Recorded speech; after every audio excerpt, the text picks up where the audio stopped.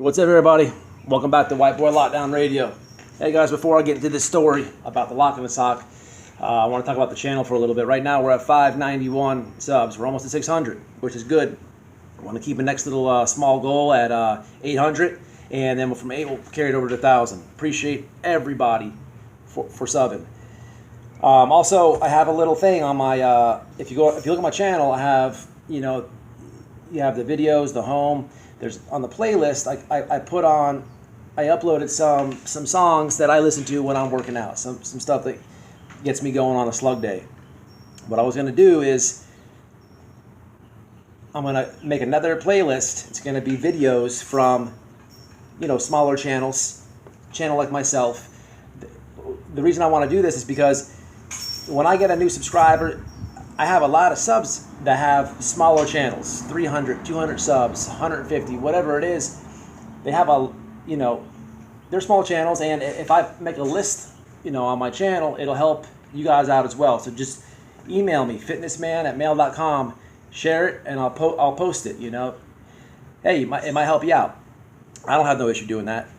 I'd like to touch on the interview I did with Smiley. Reached out to Mitch about an hour ago on Instagram, and he said he's probably going to put my interview up tomorrow. If not, then definitely this week. He has it. He had to edit some stuff, and Mitch, one of his job has to do with the homeless in California with the protest and the riots and all that. He's got a lot going on. So it will be up this week. Make sure you guys go to Hard Intentions, show him some love. Look out for my interview. Speaking of the protests and the riots and all that, I'm gonna put a description in this video. It's a very short video. It's a link where Jon Jones runs up and he's grabbing the spray cans out of these guys' hands. It's pretty funny if you haven't seen it. You got to respect that. Imagine Jon Jones running up to you grabbing a spray can. So all right, man, let's get to the story. As you can see from the thumbnail, I have a Green Bay Packers picture up there, okay? I got into it with a guy named Green Bay. That was his nickname. His last name was Green. I cannot remember his first name. I know he was from Polk County, but it doesn't matter. This is when I was at Hamilton, okay? This is the first time I ever got hit with a lock in the sock, okay? Hamilton was a totally different time, a totally different prison than when I was locked up with Viking or JD. I had a whole different squad of honkies at Hamilton, okay?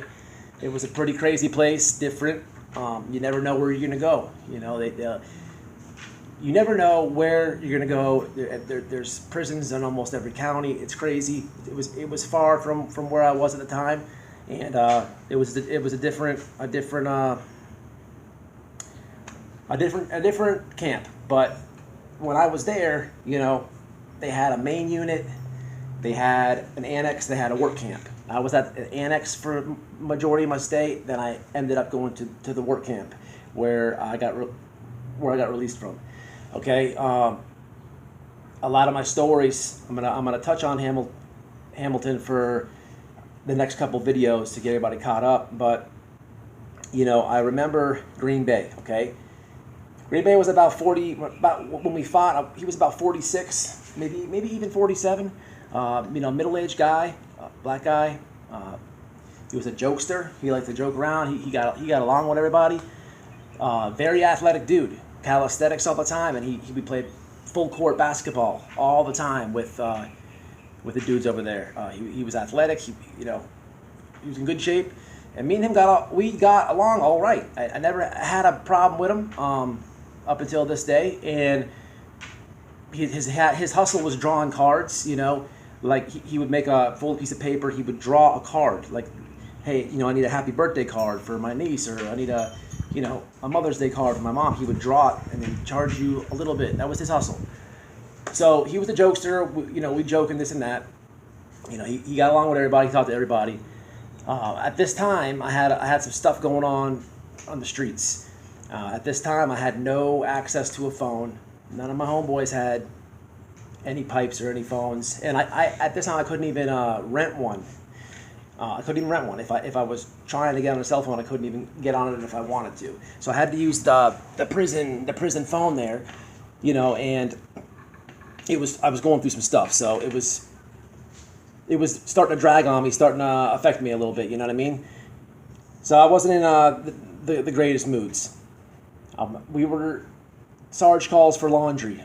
You know, you get in line and you got to throw in your whatever the clothes that you worked in, that you worked out in, the blues that they gave you. You got to throw them in this laundry bucket, and you know the guy gives you your clothes. All right, he's behind me. Green Bay's behind me, and I'm in line.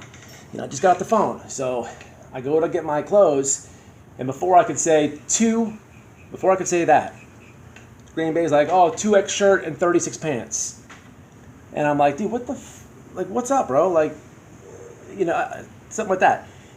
Get my laundry. He's like, oh, you know, he's laughing. I'm like, stop playing with me, bro. He's like, man, I'll play with you if I want. You can't tell me when and when I can play. And I'm like, man, stop playing with me, Green Bay.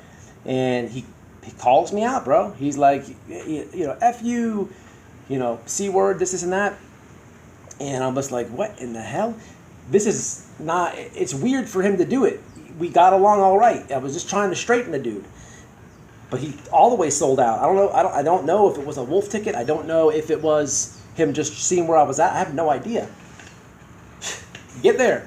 I go get my boots. This time it was not the Nikes. This, you know, you can purchase tennis shoes if you can afford it, but they give everybody a pair of boots for kitchen work, for outside grounds, all this type of jobs and stuff like that. The guys that go weed whack the cities and all that. I put the boots on.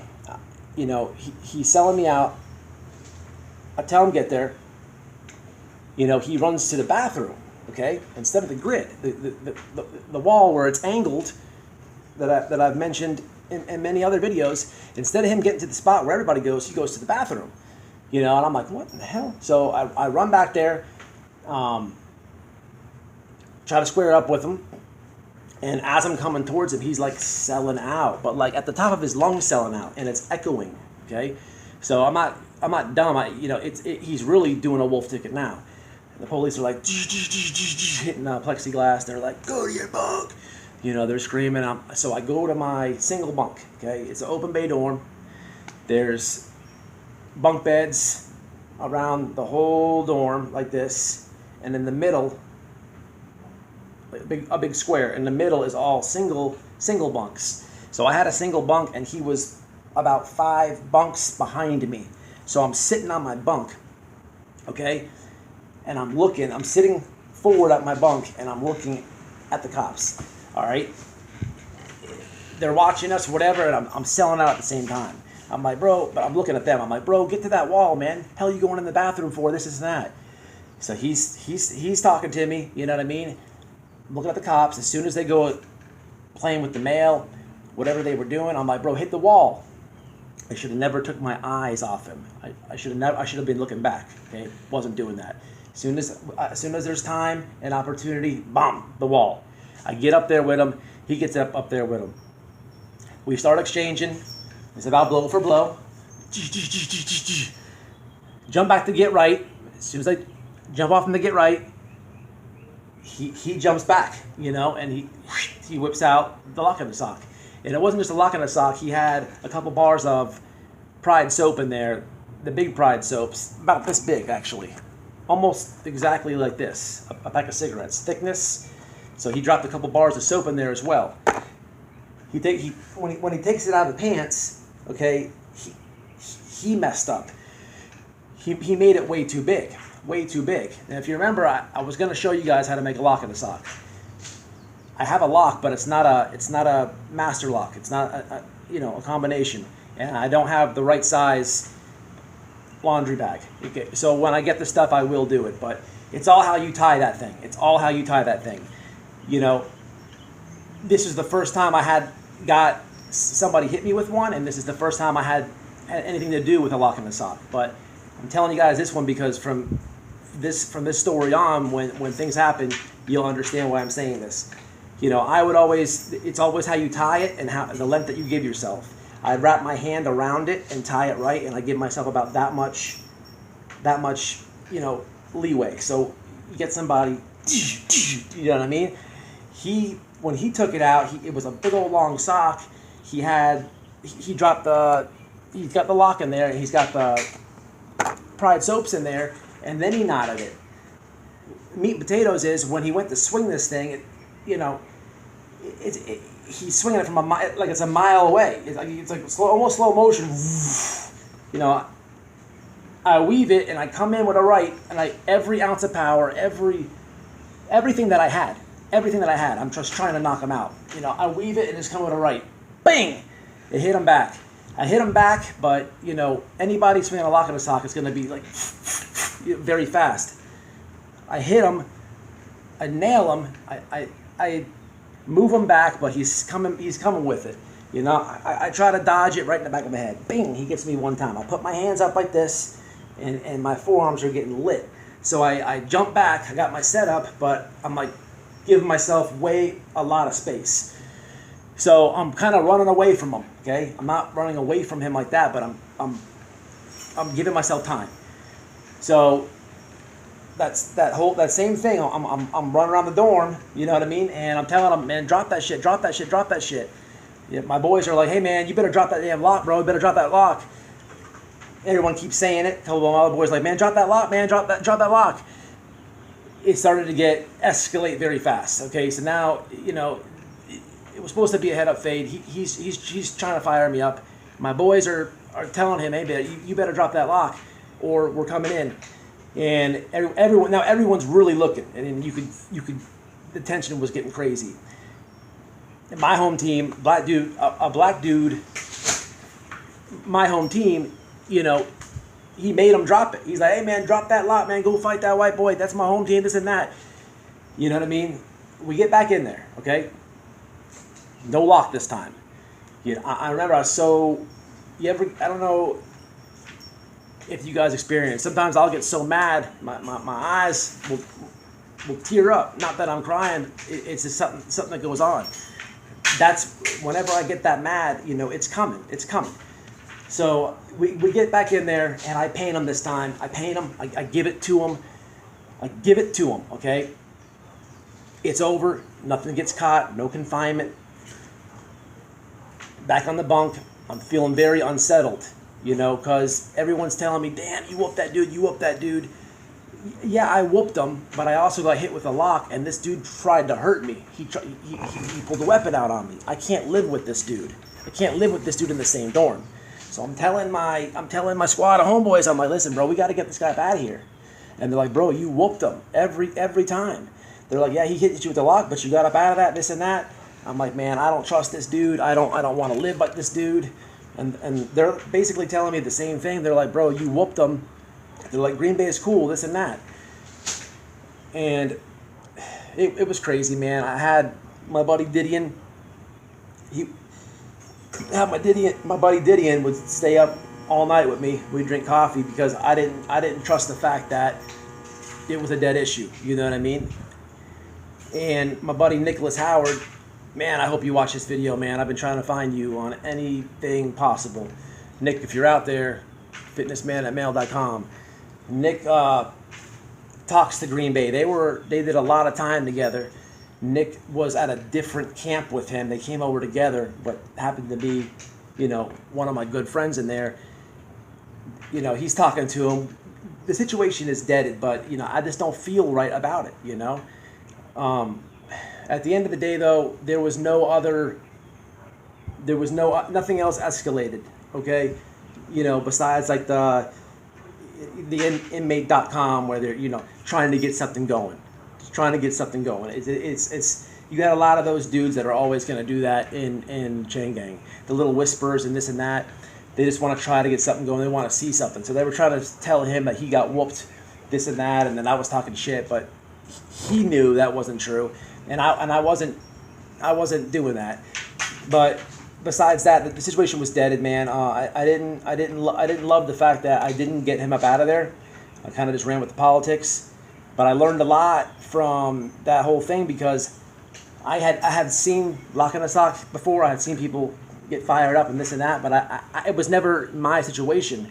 You know, I did a bunch of things wrong. When we came back from the bathroom and I sat down on my bunk, okay, I should have had all eyes on the guy. I didn't do that. As soon as he whipped that out, I should have ran and got one for myself. Okay, I didn't do that. You know, I learned a lot. I learned a lot from it. You know, personally, I don't like locking the socks. A lot can go wrong. The reason I want to make a video is because if you were to have to do it and you don't do it correctly, it could be more of a disadvantage for you. Okay, case in point, Green Bay. You know, a lot of guys that can't fight do it. I learned also from that experience and from talking with people that they're, you know, my buddies are like, man, look, yeah, he works out and he's fit, bro, but you're bigger than him. People are going to be intimidated by you, bro. Like, you're going to have to. So from that point on, it was a big thing that I was always looking for it. You know, it was a crazy thing. I never liked them. I seen them a lot. People use locking the socks all the time. You know, even, you know, something simple as that. There was no real beef. This story that I'm telling you that I had to endure, that there was no real beef between me and the dude. Yeah, I never talked to him again, but before that, we were all right. We were all right. I mean, it's just weird, man. It's how that shit goes. But, you know, anyway, it was nuts. But yeah, Hamilton, man, I'm going to be telling a few more stories about them, about there. We had JD on one of the interviews. You guys know Viking, of course. I want to start doing some interviews from Hamilton. You know, get you guys knowing those honkies over there. And we'll see where we're at. You know, drop a comment. If you have not subscribed, please take the time now and subscribe. Everybody, please take a time right now and hit the like button for me. Appreciate it. This is Big Matt. It's White Boy Lockdown Radio. I'll have another one for you guys in a few days. You guys have a good day. Good weekend for what's left of it.